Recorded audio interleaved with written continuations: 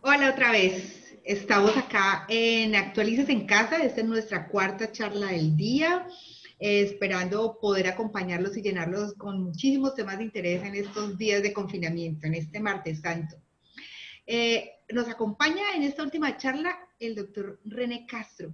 El doctor René Castro es contador público, especialista en impuestos, en revisoría fiscal, magíster en contabilidad, consultor antilavado, antifraude y anticorrupción. Vamos a hablar esta tardecita, esta última charla, vamos a hablar de la continuidad en los negocios, que efectivamente por esta pandemia se nos ve afectados. Entonces, doctor, bienvenido a Actualices en Casa, a estas charlas donde acompañamos a toda nuestra comunidad contable, abogados, empresarios y todos los que nos quieran ver en este momento. Doctor Fernando Zuluaga, buenas tardes. Buenas tardes. Quiero saludar muy cordialmente a René.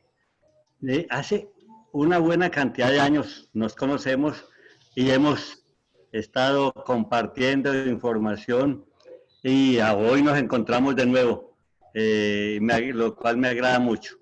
Estas intervenciones de panelistas de muy alto nivel tiene su razón de ser en el interés que tiene Actualices en Casa, de compartir esos conocimientos y acercarnos a esa comunidad que empezó con contadores, pero ahora que son los administradores, los economistas, los abogados, los emprendedores, los empresarios, los estudiantes, los técnicos y los tecnólogos que forman parte de la información económica.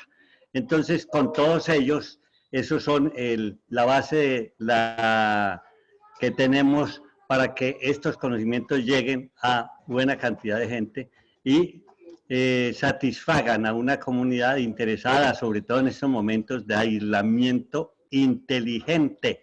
Eso está entre comillas, vamos a ver cómo sale de inteligente este aislamiento, pero en cualquier forma ya estamos en una cuarentena, primera etapa todavía. La segunda etapa empieza entre el 14 y el 27 y los que tienen o tenemos más de 70, tenemos una tercera etapa entre el 25 de marzo y el 31 de mayo. De manera pues que estas etapas vamos a ver cómo las pasamos, cómo las últimos. En cualquier forma yo tengo la gran satisfacción de encontrarme en familia, en casa y trabajando, que eso es lo que me gusta. René tiene la palabra. Listo, doctor, tiene la palabra. Bueno, muy buenas tardes para todos. Ante todo, quisiera agradecer a José Hernando, a la firma Actualícese, a todas las personas que han hecho posible este sueño de Actualícese. Estábamos hablando hace un rato con José Hernando de todo lo que había significado hace más de 20 años cuando nos encontramos con unos amigos comunes en esta camino para poder lograr lo que es hoy Actualícese. Y lo primero que lo quiero felicitar y quiero hacerlo públicamente es decirle gracias por el conocimiento. Esta es la forma de compartir. Esta es la forma en que usted y Actualícese se ha vuelto referente, no solo en Colombia, sino en Latinoamérica. Y eso es lo importante. Por allá hace unos 20 años hablábamos de ese tema de cómo hacer trascender la profesión y usted lo ha hecho. Entonces yo quiero darle los agradecimientos públicos por esa labor tan importante que ha hecho para la contaduría pública, no solo colombiana, sino de toda Latinoamérica, donde usted es muy apreciado. Dicho esto, pues vamos a hablar hoy de este tema que no podemos ser ajenos y vamos a hablar un poco sobre la pandemia y el plan de continuidad del negocio. Esta presentación y un artículo que lo puedo compartir con ustedes, se lo voy a enviar a José Hernando, lo hicimos con mi socio, Juan Pablo Rodríguez Cárdenas, un abogado penalista, una de las 25 personas más influyentes de este tema, no solo en Colombia, sino en Latinoamérica. Y queríamos compartir con ustedes esta mirada porque para nosotros lo consideramos como esa lección para una adecuada gestión del riesgo. Nosotros lo que vamos a pretender en estos 45 minutos, 40 minutos, vamos a hablar esta pequeña agenda, vamos a hablar sobre un contexto, vamos a hablar de la pandemia en sí, lo que significa el riesgo, la continuidad del negocio y el plan de continuidad del negocio, y vamos a darle algunas recomendaciones. Eh, para eso siempre nos gusta con nuestro socio presentarles alguna literatura. A veces nosotros, no solo los contadores, sino todas las profesiones, tenemos algunos problemas con el tema de la lectura. Ya ustedes saben que la Comisión de Sabios, las últimas 3 comisiones de sabios han dicho que uno de los problemas principales que tenemos nosotros es el tema de la lectura. Y qué bueno esta cuarentena para leernos 1, 2, 3, 4, 5 y 6 libros, y si no hemos podido leernos esos libros, tenemos la oportunidad también, si ya nosotros no lo pudimos hacer, nuestros hijos pequeños, nuestros nietos pequeños, incentivarles el tema de la lectura. En este momento les estoy presentando lo que deberíamos saber todos los contadores y todos los profesionales. La norma ISO 31000 sobre gestión de riesgos, la norma ISO 19600, tendríamos que ver todo el tema de la administración de riesgo empresarial de COSO, y estamos hablando también de la ISO 37001 a raíz del tema de gestión antisoborno, que tiene que ver con algo muy bueno en Colombia, que es la ley 1778 de 2016, ley antisoborno. Y también para aquellos que no les gustan las cosas técnicas, les tenemos también estos 2 libros, Cisne Negro, del cual vamos a hablar, y Riesgo Positivo, que no son libros técnicos, son libros más bien que tienen que ver con los 2 temas, tanto de riesgo como de escepticismo, pero en una forma diferente para poderlos leerles y que se hace a aquellas personas que no les gusta leer temas muy técnicos, pues ahí hay otros libros también para ustedes. Tenemos que dar un contexto, entonces lo primero que tenemos que preguntar, a pesar de que hemos oído hablar tanto, ¿qué es una pandemia? Pues es una enfermedad epidémica que se extiende a muchos países o que ataca casi todos los individuos de una localidad o una región. Ujú. Cuando se presentaron las últimas pandemias, vamos a hablar una específicamente, el 11 de junio del 2009, la Organización Mundial de la Salud declaró como pandemia la gripe H1N1. Ustedes recordarán, en ese 11 de junio, cuando se declaró la pandemia, ya habían 27.373 casos, 74 países, y cuando terminó la pandemia, casi 11 meses después, habían muerto 18.449 personas.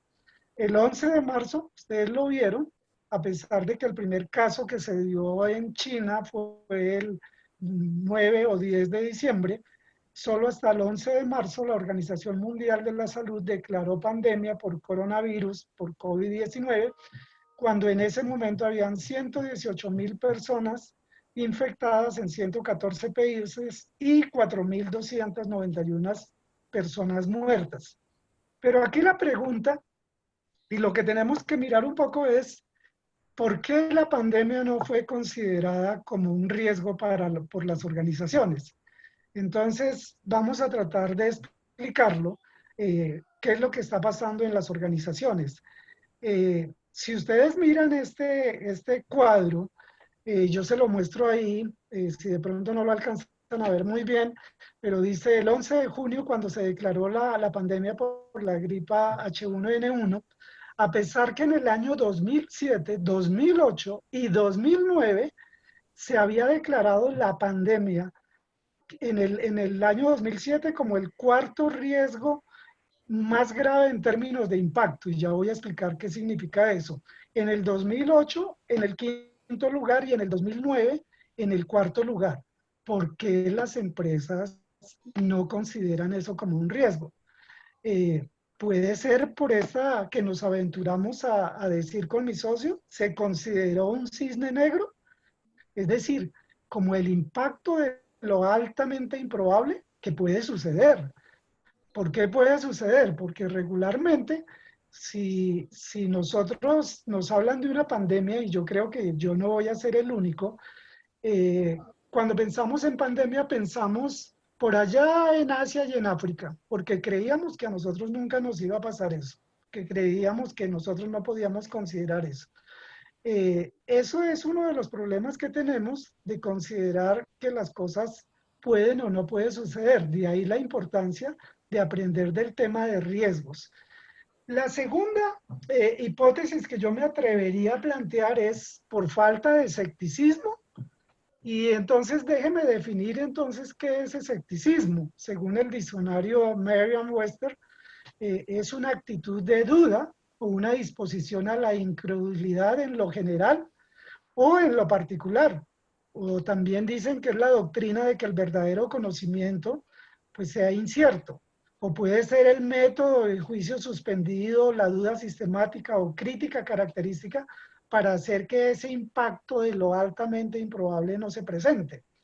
Pero como estamos hablando también con los contadores, yo no quisiera dejar pasar lo que dice el decreto 302 del 2015, que hizo la implementación de las normas internacionales de auditoría y aseguramiento, donde dice que escepticismo debe ser una actitud que incluye una mente inquisitiva, estando alerta a esas condiciones para que yo no pueda hacer declaraciones erróneas debido a error o a fraude.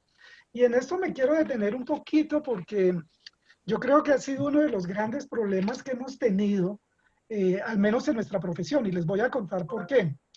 Hace aproximadamente año y medio, la Federación Internacional de Contadores propuso 4 mesas redondas en 4 países diferentes del mundo y nos invitó a algunas personas para que fuéramos a discutir la siguiente pregunta. ¿Por qué, si de todas maneras nos han sucedido tantos fraudes contables y corporativos y hemos adoptado las mejores normas en auditoría, en contabilidad, en controles, en cumplimiento, por qué se siguen presentando escándalos de fraude contable y corporativo?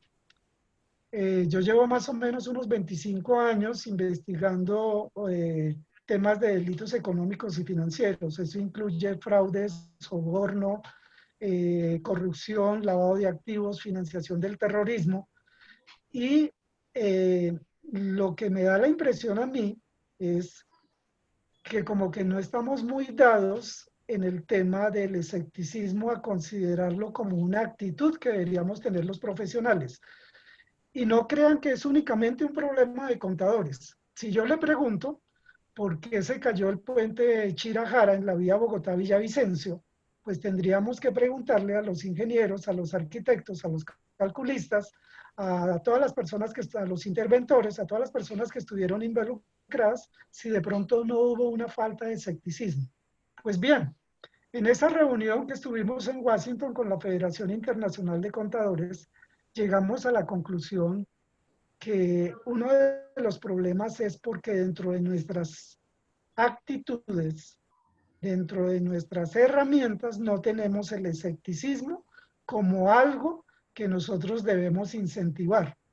Y me voy a referir a lo siguiente. A veces cuando en mis clases en normas internacionales de auditoría en algunas universidades o en cumplimiento hablamos de este tema, pues la gente siempre me voltea a mirar y me dice, pero es que los que deben tener escepticismo son únicamente los auditores, en el caso colombiano, los revisores fiscales o los auditores externos. Como diría alguien, falso de toda falsedad. No creo que sea así. Uno de los problemas, y a José Hernando le consta en algún libro que escribimos con mi socio, que desafortunadamente murió, Miguel Antonio Cano, escribíamos y cuando entramos a las cárceles a buscar para ese libro que nos contaran historias de por qué esos contadores estaban en la cárcel, nos comentaron que les había faltado esto, escepticismo.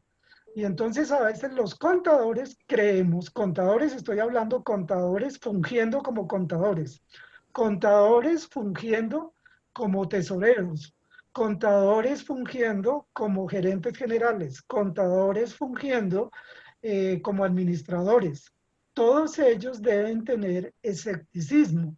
Nosotros no podemos dar por cierto todas las actividades. Si se cuenta en el último escándalo de papeles de Panamá, donde de los casos más conocidos se dicen que al contador le faltó escepticismo porque le estaban presentando facturas falsas y él no sabía cómo diferenciar una factura falsa de una factura verdadera.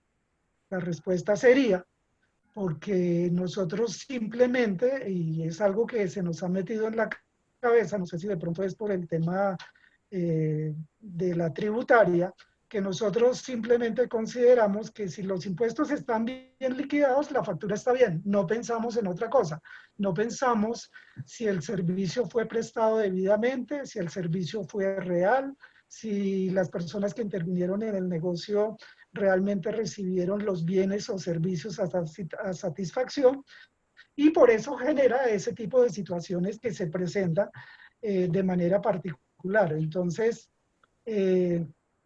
otra de las conclusiones que llegamos y que nos pega a todos nosotros los que estamos también, no solo en el área de consultoría, en el área del ejercicio profesional, en el área de los gremios, sino también en el área de la docencia, un llamado de atención era que nos hacían, si nosotros, los que estamos enseñando bien lo que es escepticismo.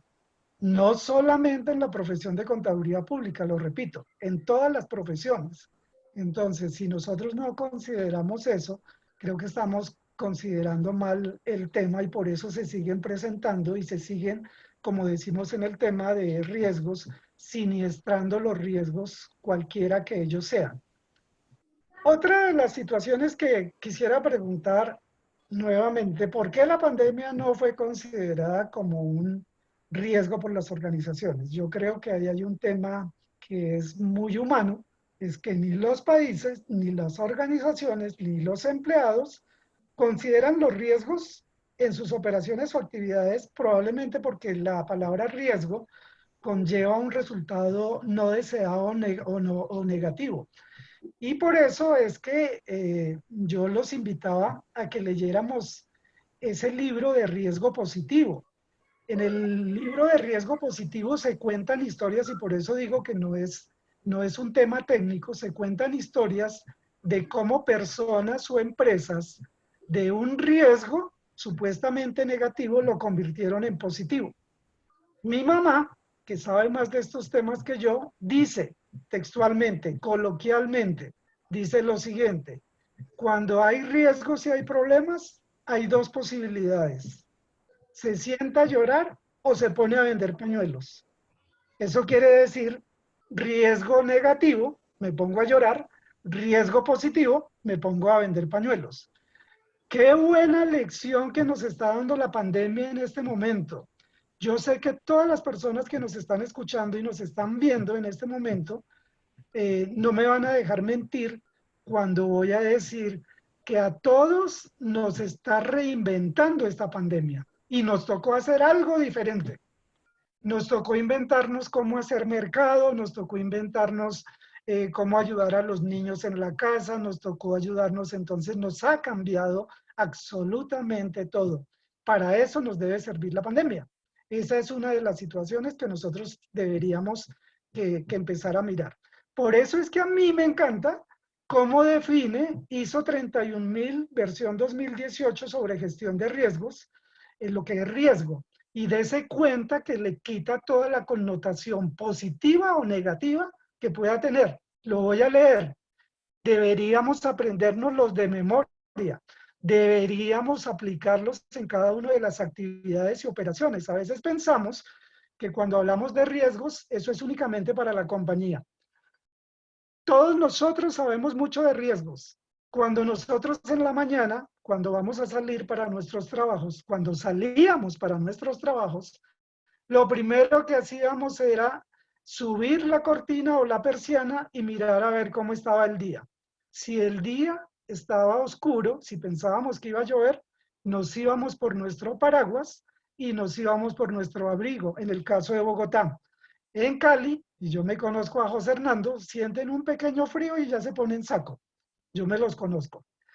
¿qué están haciendo en ese momento? Estamos administrando riesgo. Entonces, dése cuenta que todos ustedes, sin excepción, ustedes y yo, sabemos muchísimo de administrar el riesgo. Si nosotros aplicáramos este tema técnico del riesgo a toda nuestra actividad, no solo académica, laboral, profesional, personal, nosotros estaríamos haciendo mucho porque estaríamos mitigando todos los riesgos que a nosotros nos amenazan. Entonces les voy a leer qué es riesgo según ISO 31. Riesgo es el efecto de la incertidumbre sobre los objetivos. Entonces, no me dejen mentir que hoy, en este momento en el que estamos, pues nos estamos viendo en una situación donde esa incertidumbre no le está dejando lograr los objetivos a las compañías. Que si nos hubiéramos avanzado, dése cuenta, por allá escribimos un artículo en el año 2004 sobre el e-commerce y toda la parte electrónico y la contabilidad.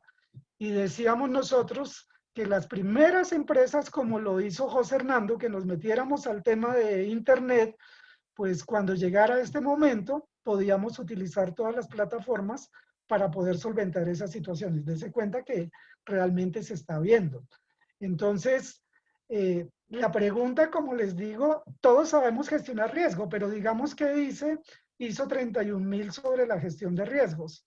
El conjunto de acciones llevada a cabo en una forma estructurada e integral que le permite a las organizaciones identificar y evaluar los riesgos que pueden hacerle cumplir sus objetivos.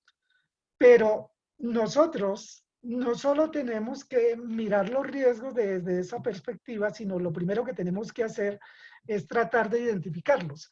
La idea general sería que todas las compañías pudieran identificar todos los riesgos a los que se ven expuestos. El Foro Económico Mundial clasifica los riesgos de esta manera: económicos, ambientales, geopolíticos, sociales y tecnológicos. Hay muchas clasificaciones. Nunca los expertos se pondrán de acuerdo en qué clasificación puede haber. Ustedes se encuentran en la normativa de superfinanciera, supersociedades, supersolidaria. Siempre hablan de los riesgos y los clasifican de diferente manera. Eso no es lo importante. Lo importante es que la empresa pudiera mapear absolutamente todos los procesos de su compañía, todas las actividades, todas las partes relacionadas, todas las contrapartes, y pudiera mapear cuáles son esos riesgos efectivos que pueda tener. ¿Para qué? Para poder gestionarlos. ¿Y cómo se gestionan? Les traje esta gráfica tomada de ISO 31000 versión 2018 sobre lo que es el proceso.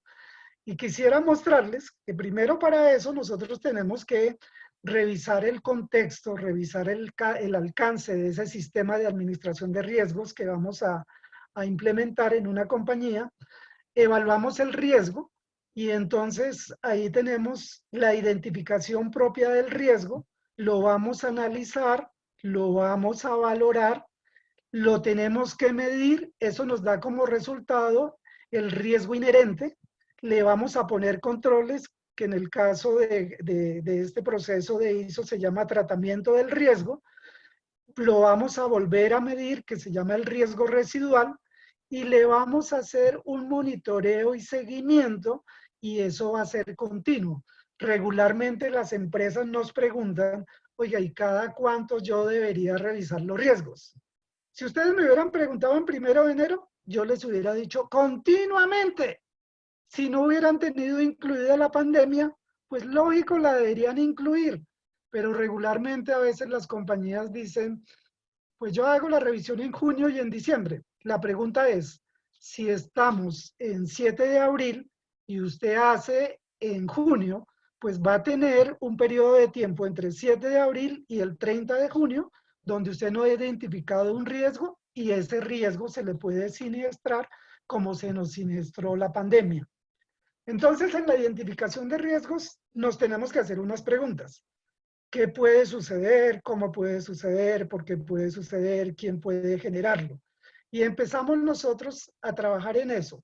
Déjeme decirle, por nuestra experiencia como compañía, nosotros como compañía nos dedicamos a esto, a sistemas de administración de riesgo, de fraude, de corrupción, de soborno, de lavado de activos, de financiación del terrorismo, de riesgo de cumplimiento, de riesgo reputacional, riesgo legal. Póngale el apellido que quieran, pero siempre va a tener un nombre, sistema de administración de riesgo, y eso es supremamente importante. Entonces, lo primero que se debería hacer era mapear cada uno de esos procesos, actividades que tiene la compañía y va a definir, va a identificar esos riesgos. Después tiene que evaluarlos diciendo qué probabilidades hay de que suceda ese riesgo en la compañía y en caso de que esa probabilidad se materialice, cuál sería el impacto que va a tener esa siniestralidad, ese riesgo en ese momento en la compañía. Por nuestra experiencia le podemos decir, a esto hay que quitarle un poco toda la parte subjetiva. Esto tiene que ser un tema cualitativo y cuantitativo, porque si yo le preguntara a alguien si hay probabilidad y le pongo 5, ya lo vamos a ver, me voy a adelantar un poquito, aquí está la probabilidad. Entonces, esta es para una calificación de riesgo de 5 por 5, ya lo voy a explicar más en detalle. Pero si yo le pregunto a alguien, si le preguntara a alguien sin tener esta clasificación y le dijera qué piensa de su pareja, bueno, malo, regular, no sabe, no responde. Pues no sé. Como ustedes lo ven en esto, lo que nosotros tratamos es de que sea no solo cualitativo, sino cuantitativo. Entonces, si a usted le parece raro, es que sería entre el 0.01 y el 20%, entonces le voy a dar una calificación de 1. Es decir, que raro puede ser, que puede ocurrir, pero solo en circunstancias excepcionales. Si es improbable, puede ocurrir en cualquier momento, serían 2, entre el 21 y el 40. Si fuera posible, puede ocurrir, sería 3, y está el porcentaje, si fuera probable o si fuera casi certeza.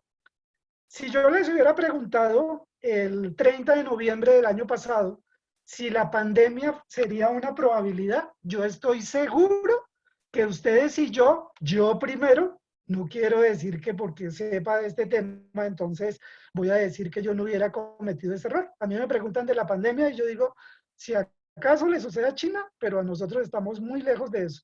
Y ustedes ven en las circunstancias que hoy estamos.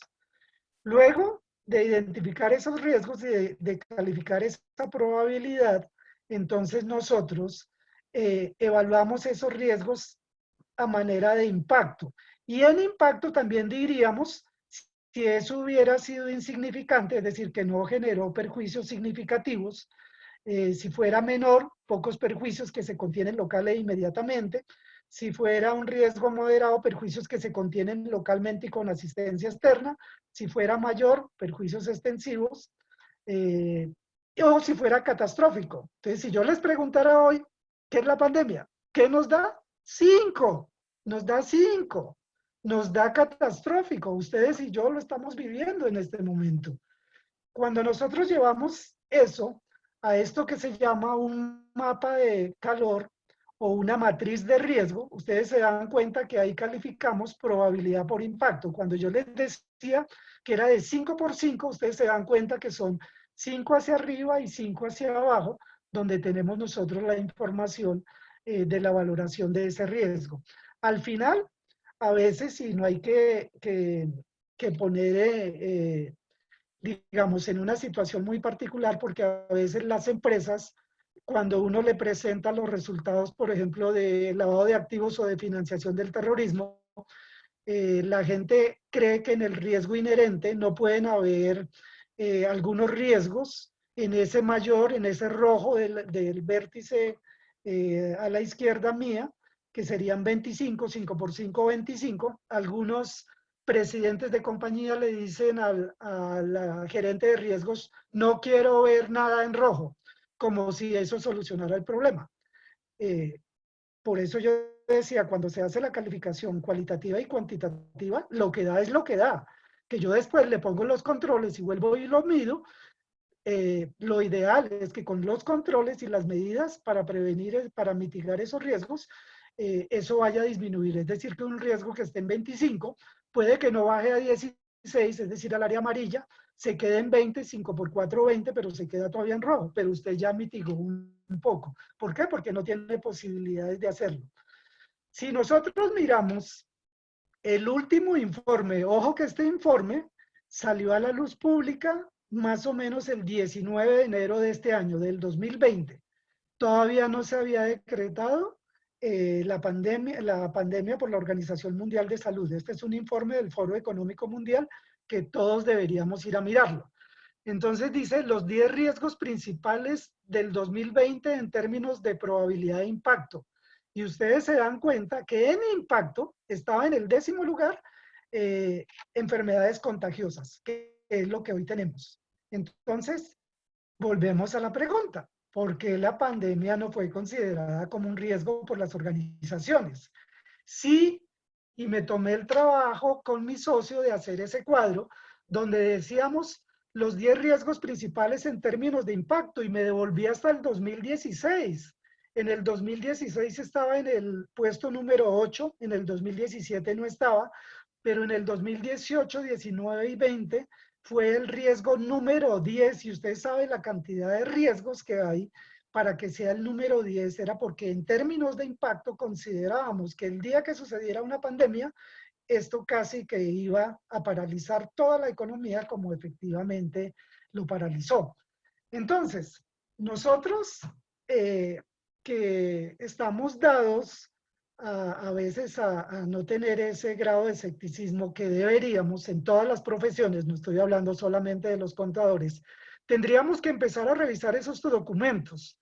Les presento ese documento, el documento marco de COSO de 2017, donde cuando hablan de los riesgos empresariales, empezamos a hablar de un término que ya deberíamos estar familiarizados con ellos. En inglés el término ESG, riesgos ambientales, sociales y de gobierno corporativo.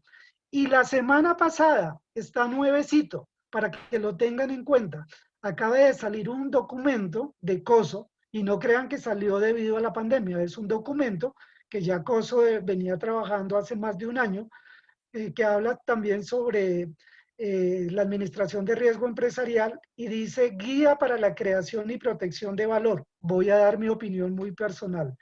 Cuando nosotros dejemos de creer que nosotros estamos administrando los riesgos únicamente porque las entidades reguladoras nos obligan a tener un riesgo de lavado de activos o un riesgo de cumplimiento o un riesgo de cualquier otro tamaño, pues entonces nosotros vamos a cambiar nuestra percepción. Y también les recomiendo un documento un poco viejo de IFAC, pero que es muy valedero en este momento, que es el control interno visto desde una perspectiva de riesgo. Vuelvo a contarles, para aquellos que son especialistas en calidad no me van a dejar mentir.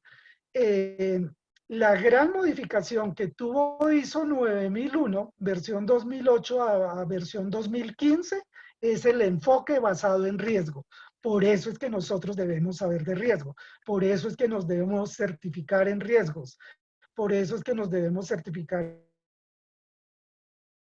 en cumplimiento. Tenemos que empezar a trabajar en estos temas.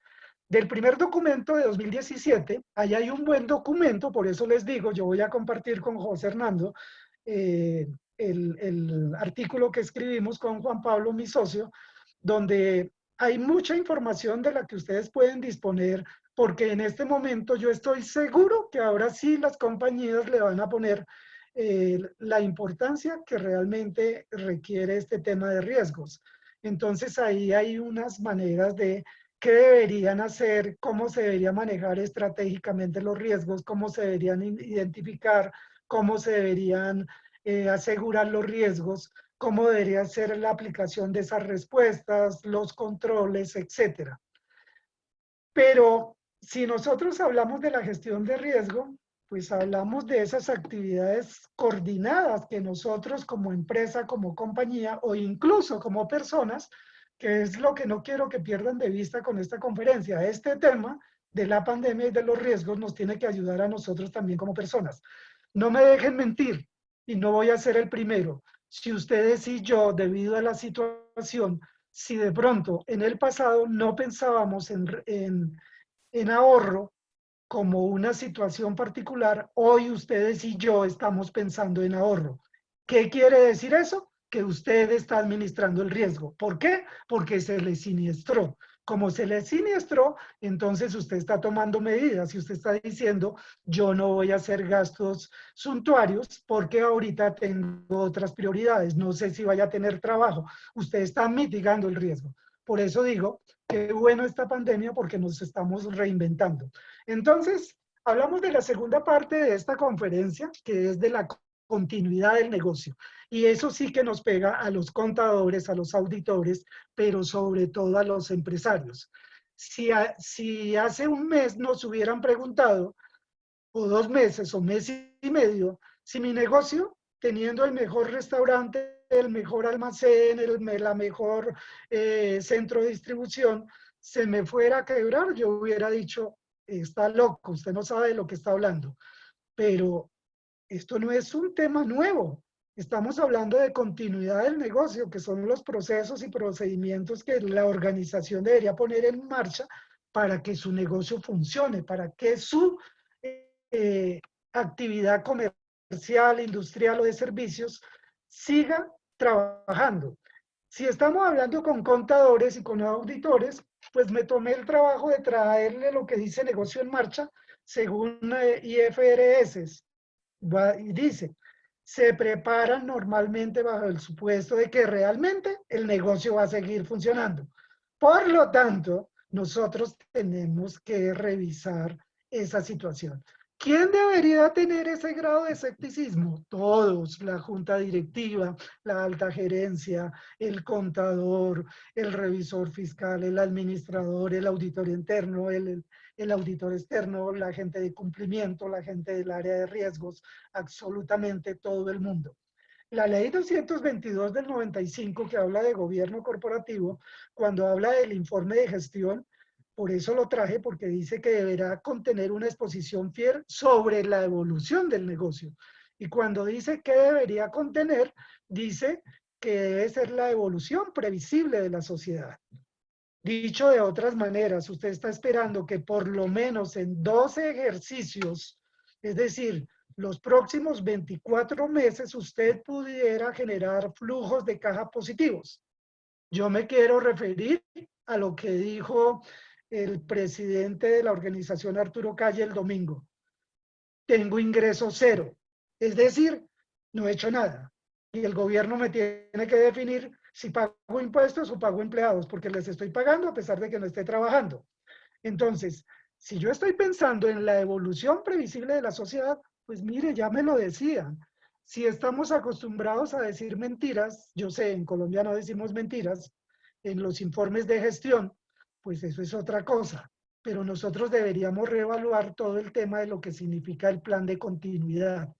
Y de una vez lo remito a otra norma en la cual nosotros en este momento, si no sabemos, deberíamos saber, o por lo menos nos deberíamos certificar, o por lo menos deberíamos empezar a trabajar, es en la ISO 22301, versión 2012, que habla sobre un sistema de gestión de la continuidad del negocio.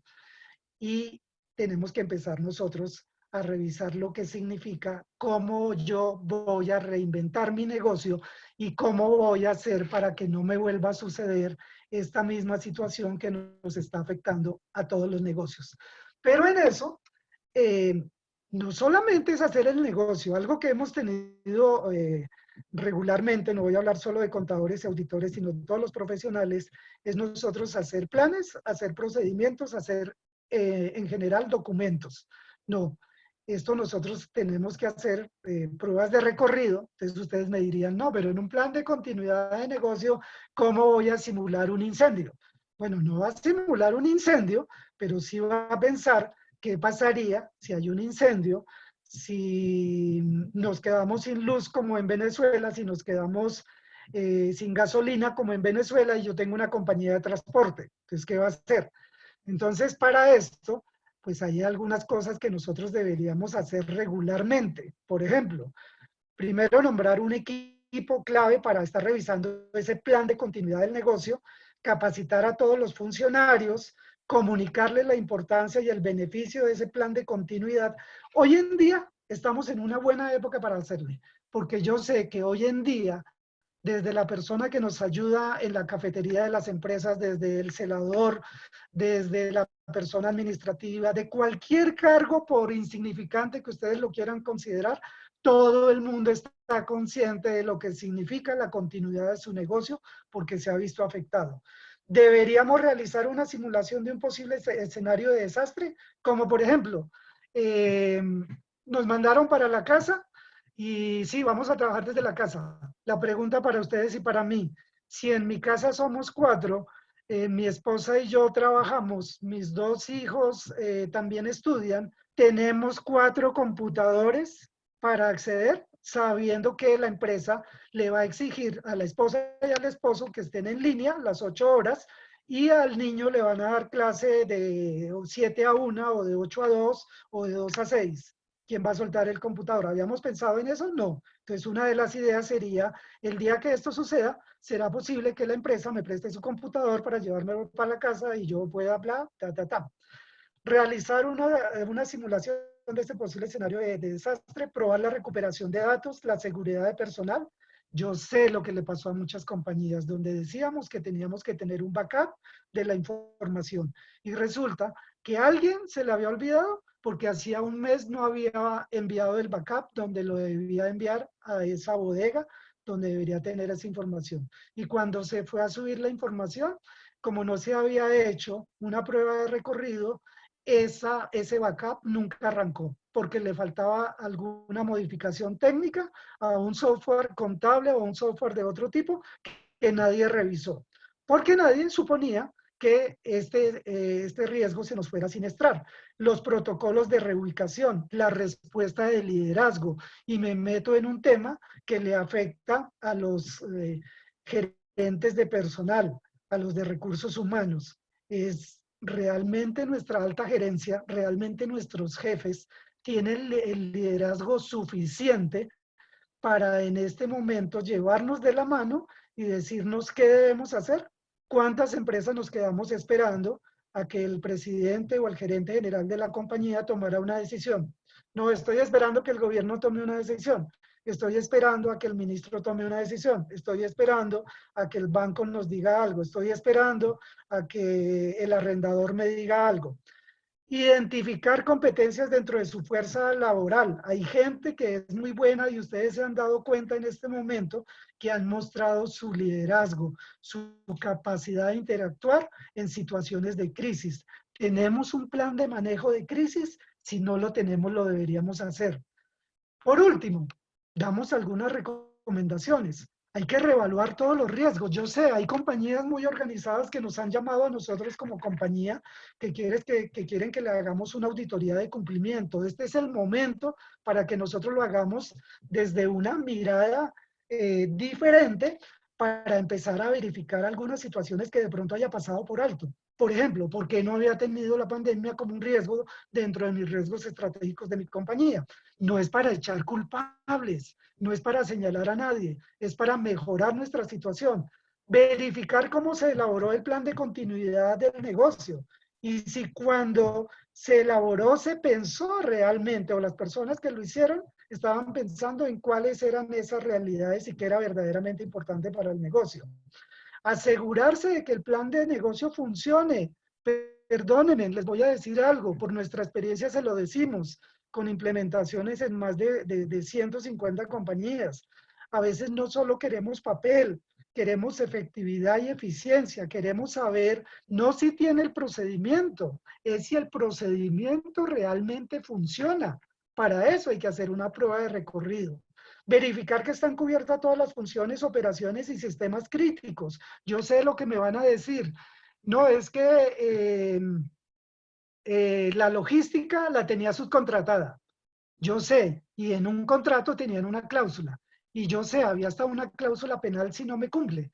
Pues si yo soy la empresa logística y usted me aplica la cláusula penal, pues yo se la pago, pero usted sigue sin solucionar el problema porque el tema logístico se quedó sin considerar, porque ustedes y todos nosotros pensamos que todas esas cosas que tenemos en outsourcing simplemente se van a solucionar per se, y eso no es tan seguro. Usted tiene que asegurar con esas contrapartes de todo lo que ha hecho en outsourcing si ellos están en este momento en capacidad de solucionar ese tema. Y yo les planteo la primera, la que acaba de decir la ministra en el noticiero del mediodía. A pesar de que sacamos un decreto hace 10 días, no ha sido posible llegar a todos los sitios con la comida para los niños que solo disponían del alimento si se lo daba el gobierno. ¿Por qué?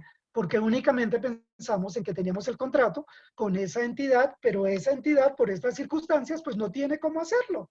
No tiene. Por los recursos, por la mano de obra, por la materia prima, por la logística, por cómo lo va a hacer. También asegurarse que se hayan asignado responsabilidades funcionales para cada actividad de la compañía. ¿Quién se va a encargar de qué en esta situación? Y ustedes se dieron cuenta. No me dejen mentir. Habrá alguna persona que está diciendo, nosotros no sabíamos a quién encargarlo de eso porque como nunca lo habíamos pensado, es un tema que se nos va a quedar por fuera. Asegúrese que la organización esté capacitada y preparada para implementar ese plan, que la alta gerencia haya establecido esos parámetros de resiliencia. Por favor, yo creo que es el momento indicado para dejar de criticar todas las medidas del gobierno y para hacer por nosotros mismos. Yo estoy en mi casa, estoy pensando que voy a perder el trabajo, pero lo primero que debería pensar es qué puedo hacer por mi compañía dentro de este plan de continuidad de negocio para ver cómo lo vamos a poder hacer. Me encanta cuando incluso políticos no solo están criticando, sino están presentando soluciones. Eso es una forma. Me encantan iniciativas como el que está diciendo, oiga, a partir de que terminemos en esta segunda etapa, salgamos a comprar producto colombiano. Eso es bueno, eso es bueno. Mirar si algunas compañías han verificado el tema de apetito del riesgo, que lo entiendan y hayan respaldado lo que significa la mejora continua. Que esto de ahora en adelante, la gestión de riesgos, se vuelva lo principal en una junta directiva o en una junta de socios, para que nosotros hablemos de esto. Hablemos de la cultura, de lo que significa la cultura del plan de continuidad de negocios. Y por último, pues si quiere implemente ese plan de continuidad del negocio bajo un estándar internacional como el ISO 22301 y eso nos dará algunas situaciones particulares. Recuerde que ignorar los riesgos no es una opción. Si yo les dijera, pues a nosotros no nos gustaría saber que estamos en la situación que estamos, pero es una realidad, no podemos hacer nada. Un barco está seguro en el puerto, pero para eso no fue que se hicieron en los puertos. Entonces yo pudiera hacer. Ustedes se dan cuenta, los pescadores están diciendo, los pescadores a veces le dicen hay marea alta, dice, pero yo tengo que comer, entonces yo me tengo que exponer, yo tengo que manejarme con esos riesgos. Si los bancos solo pensaran que porque hay lavado de activos y financiación del terrorismo, entonces como los bancos son uno de los sectores donde dice la gente que se ven más afectados, pues entonces los bancos ya hubieran cerrado porque dicen, pues yo no quiero manejar ese riesgo. Entonces esa es una de las partes que nosotros tendríamos que empezar a mirar. Los invitamos nosotros a visitar nuestra página web. Nosotros somos una compañía de consultorías. Como les dije, nos dedicamos a los sistemas de administración de riesgo, de lavado de activos, financiación del terrorismo, fraude, corrupción, soborno, cumplimiento, de todos los riesgos. Lo que significan nuestras siglas es eso: riesgo, inteligencia, cumplimiento y seguridad. Acabamos de cumplir 10 años, estamos en 22 países en Latinoamérica, tenemos oficina propia en Panamá y en Colombia. Y pues qué bueno haber podido compartir estos temas con ustedes, con José Hernando, con la gente de Actualícese, a quien nuevamente agradezco, no solo por la oportunidad, sino porque nos dejen compartir estos temas, porque tienen que ser a partir de hoy un tema recurrente, no solo en nuestras empresas, no solo nosotros como personas en el tema de riesgos, sino adicionalmente en la academia, donde tendremos que renovar y empezar a atacar estos temas que son tan importantes. Gracias. Gracias, doctor. Por acá tenemos a Gabriel que quiere hacer una pregunta. Gabriel, ¿puedes poner por favor tu micrófono activar tu micrófono, por favor? Gabriel Miguel. Gabriel. Se fue. Se fue. Se cansó de esperarme. Doctor, por acá hay varias preguntitas. Doctor José Hernando Zuluaga, tiene el micrófono apagado. Préndame el micrófono, por favor. Es que voy a preguntarle al doctor René lo siguiente. Tengo varias preguntas allí que ya las coloqué en el chat. Listo. Pero arranco con una última. ¿Nos obligan a los empresarios, a las empresas a cumplir con una cuarentena? Bueno, ya son dos. ¿Quién preguntó para tomar esa decisión si teníamos liquidez? Ahí se la dejo. Excelente pregunta y nosotros estamos preguntando lo mismo. Pero digamos que, porque digamos, nuestra compañía se parece, José Hernando, a la tuya. Nosotros vivimos de unos contratos de consultoría. También lo mismo, pero volvemos al tema.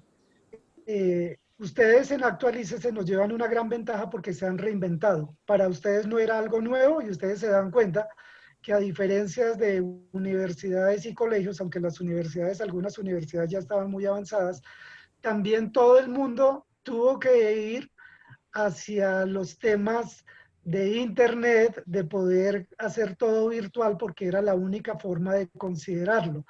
Cuando nosotros hablamos de riesgo de liquidez, y otra vez volvemos a hablar, sistema de administración de riesgos, pues si usted le pregunta a los bancos ya han trabajado mucho el tema de riesgo de liquidez y los bancos se adelantan a este tema. Es más, ustedes como personas naturales y yo como persona natural, y yo sé que José Hernando también lo hace, yo sé que esta pregunta me lo hace simplemente es para el resto de la audiencia, pues uno guarda sus ahorros, uno no gasta toda la plata. Lo que decía el doctor Arturo Calle el domingo en la televisión, pues sí, puede tener liquidez, lo que pasa es que si pago ya 3 meses, se me va a volver complicada la situación, pero digamos que sí existen las posibilidades a través de manejar o de administrar o de gestionar la administración de riesgos, en este caso particular el riesgo de liquidez. Y si usted habla con un banquero, el banquero le va a decir efectivamente que él sí tiene la forma o que ha buscado la forma, no desde ahora, no por esta situación, sino desde siempre para saber cómo él debe, a través del tiempo, de revisar lo que significa el sistema de administración de riesgo de liquidez y de crédito. Ya lo decía Sobancaria en el día de hoy, en los créditos que está solicitando la compañía. Entonces estamos pasando de unos valores bastante significativos porque todo el mundo, si no tiene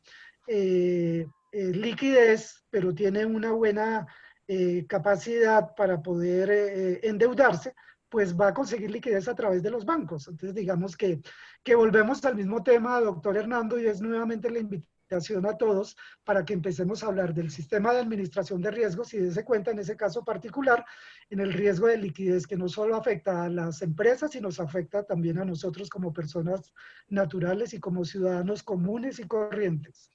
Otra pregunta. ¿Cómo puede un microempresario evaluar los riesgos? Estoy ya hablando de microempresario. Cuando usted me habla de empresa, pues resulta que puede tener unos consultores como ustedes, pero un microempresario. Pues, José Hernando, yo he conocido empresas, nosotros por nuestra experiencia hemos trabajado con empresas de casi todos los sectores económicos, con empresas multinacionales, multilatinas, pequeñas, grandes y medianas y microempresarios. Y algo que me ha agradado es que cuando el empresario adquiere la cultura, que era de lo que hablaba en mi último slide de recomendaciones, cuando hablamos de cultura y empezamos a hablar de cultura de riesgo, ese pequeño empresario empieza a decir, yo debo administrar mis riesgos porque si no administro mis riesgos, mi negocio se va a acabar. Se lo planteo de otra forma. Cuando una persona, y nos lo comentó una empresaria, que es una diseñadora de modas, vendía productos, confecciones para bebé, pero llegaron la industria china. Le acabó con el negocio por precio, aunque no por calidad, porque no podía competir en las grandes superficies, además porque las grandes superficies tenían unas condiciones de pago que no le ayudaban. Entonces, ¿qué hizo? Diversificó el negocio. dejó las camisitas de bebé y dijo, me voy a dedicar a diseño de moda, de alta moda. Y entonces diversificó. Entonces, dése cuenta que cuando ese pequeño empresario, por más de que no sepa de riesgos, pero adquiera la cultura de riesgos, él mismo, por sí mismo, sin necesidad de un sistema como la ISO muy sofisticado, entiende que una de las situaciones en las que debe trabajar es en mitigar esos riesgos que se le presentan para, como decíamos en esa definición, sí, de ISO 2018, que no tenga incertidumbre en el logro de los objetivos. Cuando entiende eso y cuando aplica cultura de riesgos a todo lo que significa su negocio, es una empresa exitosa. Y yo lo diría en mis términos. La gran diferencia entre una empresa que fracasa y una empresa exitosa es la administración del riesgo. Es cómo gestiona usted sus riesgos. Y usted lo ha hecho muy bien, José Hernando, y usted lo sabe, no se lo digo desde ahora, se lo digo desde siempre, porque fue uno de los pioneros en este tema. Otra preguntita. ¿Qué tan generalizada está la evaluación de riesgos en Colombia? Pues digamos que afortunadamente, afortunada y desafortunadamente, si ustedes miran, casi todas las superintendencias con sus sujetos obligados los obliga a tener un sistema de administración de riesgo. ¿De qué? De lavado de activos, de financiación del terrorismo, de fraude, de corrupción, de soborno, riesgo operativo, riesgo legal, riesgo reputacional. Si usted mira, por ejemplo, la de Supersolidaria, le dice, hábleme del riesgo operativo y lo pone a trabajar a las empresas en el tema de riesgo interno y riesgo externo. Entonces le toca mapear no solo lo interno, sino lo externo.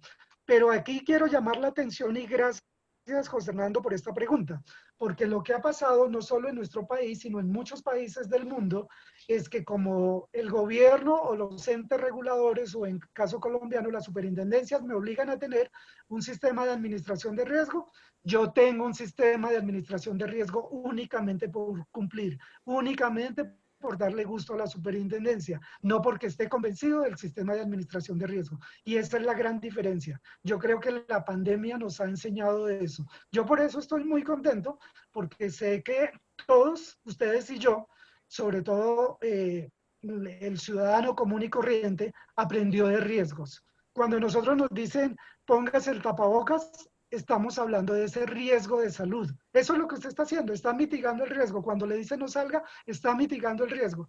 Y la gente, por más que quiera salir, no está saliendo porque está mitigando el riesgo y eso es lo importante. Eso es lo que deberíamos aprender y que las empresas y sus directivas dejemos de pensar en el riesgo simplemente como una obligación legal y que lo veamos más como que nosotros estamos logrando poder obtener los objetivos de mi negocio a largo plazo, que debería ser lo ideal, porque ustedes y yo, no me dejen mentir, hay muchas empresas que dicen, yo ya quebré y no voy a abrirme negocio porque no tengo cómo, no tengo capital, no tengo recursos y perdí todo en esta pandemia.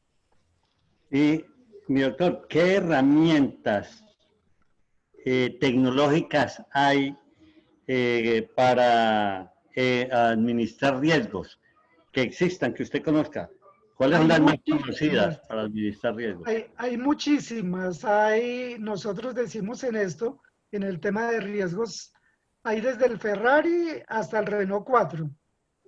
Nosotros tenemos unos internacionales, unos nacionales. No me quiero comprometer con ninguno, pero tanto nacional como internacional usted tiene y de diferentes precios. Las grandes compañías en Colombia, las multilatinas, los bancos, disponen de excelentes sistemas de administración de riesgo, porque imagínense, una compañía petrolera, le hicimos una auditoría de cumplimiento a una compañía petrolera. La compañía petrolera tenía 469 riesgos. Yo le pregunto a ustedes y me pregunto a mí mismo, ¿será posible que usted puede, mediante un Excel, manejar 469 riesgos? La respuesta es no. Entonces toca comprar un software especializado en riesgos. Los hay, como le digo, de muchísimas compañías colombianas, latinoamericanas, mundiales, de diferentes precios, para poderlo considerar. Yo le diría a las compañías, primero en eso, traten de verificar cuáles son sus necesidades. A veces se compran el Ferrari y cuando se dan cuenta necesitaban simplemente un Chevrolet que lo pueda manejar. A veces yo ni siquiera sé manejar el Ferrari, entonces no sé para qué se hacen esos gastos si realmente no los debieran hacer, en mi opinión muy personal. Pero las compañías que sí lo necesitan gastan mucho dinero en eso y lo pueden hacer. A veces de pronto no es tanto de software, es más, como les digo, de cultura de riesgo. Vamos a hablar de un tema en el cual nosotros también prestamos un servicio, es el tema de segmentación. Segmentación es un producto bastante técnico, muy específico, y a veces nosotros consideramos que con un software la vamos a sacar del estadio, pero cuando salen los resultados no lo sabemos traducir, qué quiere decir el significado, cómo vamos a controlar. Entonces, a veces una de las opciones es más bien empecemos paso a paso. Como le digo, los pequeños empresarios también están muy interesados en este tema porque cuando han visto la necesidad, se han dado cuenta por ellos mismos que tienen que administrar y gestionar sus riesgos en forma adecuada. Usted me dice que esas herramientas las tienen las empresas. Sí. Las empresas de auditoría que hacen estos trabajos, como en el caso suyo, también tienen que tener unas herramientas tecnológicas también dentro de esos rangos de Ferrari a Renault. Claro, regularmente, pero cuando nuestra compañía es especializada, muy especializada, nosotros le decimos que somos una compañía de consultoría boutique.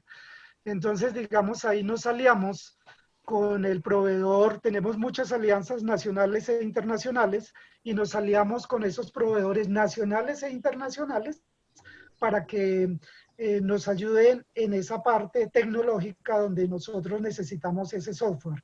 Pero regularmente, pues nosotros obviamente lo sabemos manejar, pero no nos metemos con el tema de software porque cada área está muy especializada. Ya afortunadamente, porque antes solo existían de ese tipo de software en inglés, las empresas se han dado cuenta de esa importancia y ya hay versiones en español, no solo de esos software internacionales, sino también en Latinoamérica, incluso en Colombia.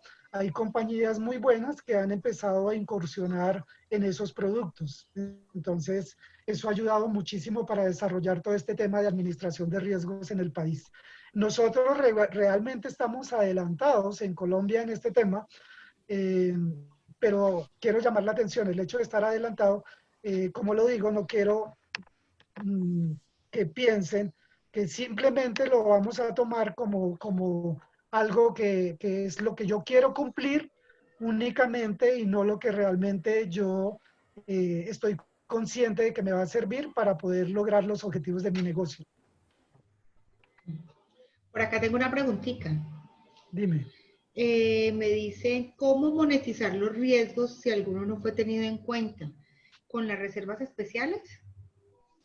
Claro, eso es muy importante porque, y excelente pregunta, porque si nos preguntan a todas las compañías en Colombia, como lo decía la exposición, ¿por qué no fue considerado? Es decir, ¿qué hacemos?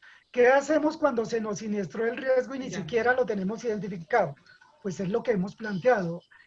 No solo pasa en este riesgo en general, sino en todos los riesgos en particulares, llámese riesgo de lavado, riesgo de financiación, riesgo de fraude, corrupción, soborno, etcétera, liquidez, mercado, todos esos. Pues cuando usted no lo tiene, lo que tiene que hacer es nuevamente hoy hacer esa reevaluación de la que estábamos hablando. Si no lo puede hacer, solicitar la ayuda de un experto para que le haga una auditoría de cumplimiento y le encuentre esos otros riesgos que usted no había visto. Y qué bueno que me hace esa pregunta. Cuando hablábamos de esos 400 y pico de riesgos que tenía esa compañía petrolera y nos plantean esa auditoría de cumplimiento, en la primera reunión que tuvimos con esa compañía, dijeron, pues yo creo que mi sistema es perfecto. Estamos haciendo la auditoría de cumplimiento, pero yo creo cualquiera no tiene 469 riesgos, lo cual quiere decir que he mapeado bien mis riesgos, porque déjeme hacer aquí un pequeño paréntesis. A veces la gente cree que tener riesgo es malo. No, tener riesgo es muy bueno, porque quiere decir que usted ha mapeado todas las actividades, procesos, políticas, procedimientos de la compañía, lo ha revisado bien y ha encontrado todos los riesgos. Y quiere decir que así como los encontró, ya los ha medido, probabilidad por impacto, les ha colocado unos controles y los ha mitigado. Es decir, los tiene en su mano, los ha controlado. Vuelvo a la pregunta, ¿qué hacemos si en ese momento encontraron uno? Lo primero que tengo que hacer es incluirlo e inmediatamente valorarlo, implementarle los controles y empezar, como dice mi socio, a tener una cabeza más grande para poder tener todo el negocio de la compañía en mi cabeza y que no se me pase por alto ningún riesgo. Puede suceder, no somos perfectos como esto de la pandemia, puede suceder, se nos quedó afuera a todos. ¿Qué tenemos que hacer de ahora en adelante? La única forma en que nosotros aprendemos en el tema de riesgos es que se nos siniestre un riesgo para que realmente podamos tomar las medidas de lo que nosotros podamos arreglar a eso. Sí, señor. Por acá tengo otra consulta. Dice, si en estos casos que las grandes y pequeñas firmas que son revisores fiscales de muchas compañías en Colombia no dimensionan la continuidad de negocio o negocio en marcha que exige la revisión en cada cierre financiero, como administradores de nuestro negocio, ¿qué podemos exigir aparte de revisar los riesgos comunes y no estos como el de la pandemia que nos acecha para ajustar pantalones al servicio que nos prestas? Yo no voy a meterme en esa camisa de 11 varas porque me estaría metiendo. Yo fui miembro de la Junta Central de Contadores y sé que eso, pero se lo contesto con un ejemplo. Cuando sucedió el escándalo Parmalat, pueden buscar por internet un artículo que escribimos con Miguel Cano, que se publicó en más de 25 países, traducido a 6 idiomas, que es un estudio de casos en varias universidades, se llama El escándalo Parmalat. Cuando sucedió el escándalo Parmalat y todo el mundo tuvo que reaccionar porque se dieron cuenta, ese es parte de los riesgos que tiene un auditor externo y eso está en los estándares internacionales de auditoría. La norma 240, que quiere decir cómo se considera el fraude y el error en una auditoría de estados financieros, ahí le hablan del riesgo de detección y del riesgo de control. Entonces, nosotros tendríamos, y vuelvo al ejemplo para no meterme en casos particulares, cuando eso sucedió y dijeron por qué los auditores externos internos de Parmalat no se dieron cuenta y la empresa quebró. Pues sucede que los auditores, después de que sucedió ese caso y revisaron el tema de negocio en marcha o continuidad, los auditorios de Alitalia, que en ese momento era una compañía del Estado, la compañía de aviación que pertenecía al Estado, los auditores se negaron a firmar ese balance porque dijeron no nos da la seguridad suficiente de negocio en marcha. No le estoy diciendo a ese contador o a ese auditor o a ese revisor fiscal que está haciendo la pregunta que haga eso. En cada caso en particular se debe reevaluar esa situación para saber que está. Afortunadamente hoy estamos bajo estándares internacionales, bajo normas internacionales de auditoría. Si la leemos bien, nosotros tendríamos la respuesta ahí, pero sí tenemos que trabajar mucho en el tema de negocio en marcha y continuidad. Y para cerrar, no solo negocio en marcha es una norma internacional de auditoría, sino es un principio de contabilidad. Entonces, con mayor razón, tenemos que tener otra vez contadores, auditores, administradores, revisores fiscales, ese grado de escepticismo con el tema de negocio en marcha o continuidad. Muchas gracias, doctor. Don Hernando, tiene el teléfono apagado, el micrófono. Don Hernando. Ya podemos Exacto. agradecerle al doctor René. ¿Quién pueda? No, interesantísimo tema, doctor. Qué rico escucharlo a usted. Pues a ustedes muchísimas gracias. Nuevamente, como les digo, es esta oportunidad que ustedes nos dan.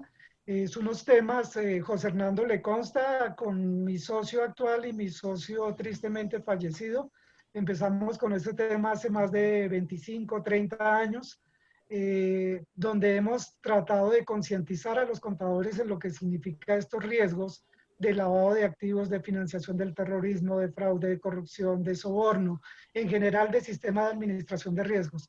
Por favor, no desaprovechemos esta oportunidad. Todas las personas, no importa que no sea contador, no importa que no sea profesional, todas las personas, ustedes y yo, administramos los riesgos todos los días, estamos administrando riesgos. Si usted lo piensa, eso es lo que hacemos todos los días. Cuando nos cohibimos de comer la comida que nos hace daño, eso es lo que estamos haciendo, estamos administrando un riesgo ¿de qué? De salud. Entonces, a ese es el llamado final que queremos hacerlo. Entre todos podemos solucionar este tema, tenemos que reinventarnos. A mí me interesa el tema de la crisis, porque en las crisis nosotros es que nos volvemos creativos, nosotros nos volvemos proactivos. No piense realmente el país que puede hacer por usted, sino usted qué puede hacer por este país en este momento en que tanto nos necesita. Y hay un mensaje de esperanza, vamos a salir todos adelante. Esta es una buena oportunidad para que nosotros salgamos adelante. Entre todos vamos a lograrlo, solos no podemos. Muchísimas gracias al equipo de Actualícese, al equipo tecnológico, me ayudaron mucho. José Hernando, espero tomarme un café muy pronto contigo en Bogotá o Cali. Y estamos hablando. Bueno, me gusta mucho saludarlo. Muchísimas gracias, doctor. Les voy a recordar entonces a todos los que están con nosotros las charlas que vamos a tener el día de mañana. Para mañana permítame una última, como les prometí, ya enviamos la presentación, entonces los autorizamos también para que hagan la presentación del artículo como de la presentación que hemos hecho en el día de hoy. Gracias y muy buenas tardes. Gracias, doctor. Listo. Entonces, recuerden todos que estas grabaciones, todos tienen acceso, las pueden compartir todas las veces que quieran. Estamos en YouTube y estamos en Facebook. El canal de YouTube se llama Actualícese Video. Las charlas para mañana. Primera, a las 9 de la mañana. Las profesiones liberales en tiempos del COVID-19, con Rodrigo Vallejo. Luego vemos a las 11 el impacto del COVID-19 en las entidades del régimen tributario especial, con el doctor Luis Adelmo Praza. A las 3 de la tarde tenemos de nuevo al doctor Esteban Correa con la sostenibilidad y la sustentabilidad analizada a la luz de los efectos del COVID-19 y vamos a terminar con el doctor Luis Alberto Penagos para hablar del desconocimiento de la ley y efectos del incumplimiento de los regímenes que obligan a implementar el SARLAF. Entonces, los esperamos mañana de 9 a 5 como hemos venido. Doctor. Bien pueda. Bueno, muchas gracias a todos y que descansen y que se estén preparando para la Semana Santa, para descansar suficientemente. Nosotros los acompañaremos mañana, toda la tarde de miércoles santo y recordemos, no estamos encerrados, estamos a salvo, como decía el doctor René. Esto vamos a salir todos bien si nos cuidamos entre todos. Yo me cuido. Muchas gracias y que Dios los bendiga. Gracias, doctor René Castro y feliz tarde para todos. Feliz noche, chao, gracias.